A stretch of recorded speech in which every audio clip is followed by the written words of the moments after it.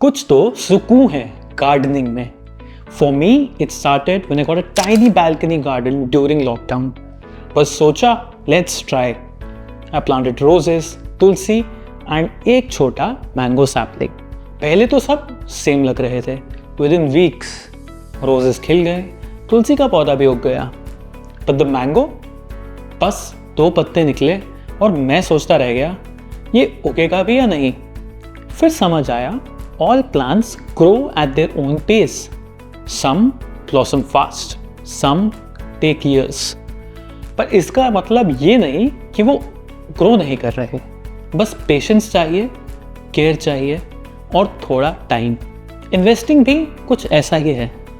कुछ इन्वेस्टमेंट्स जल्दी रिजल्ट देते हैं और कुछ लॉन्ग टर्म में वैल्यू क्रिएट करते हैं. But if you stay disciplined, like watering your plants regularly, your portfolio is also likely to reap healthy results. That's the beauty of long-term investing. Mutual fund investments are subject to market risks. Read all scheme-related documents carefully.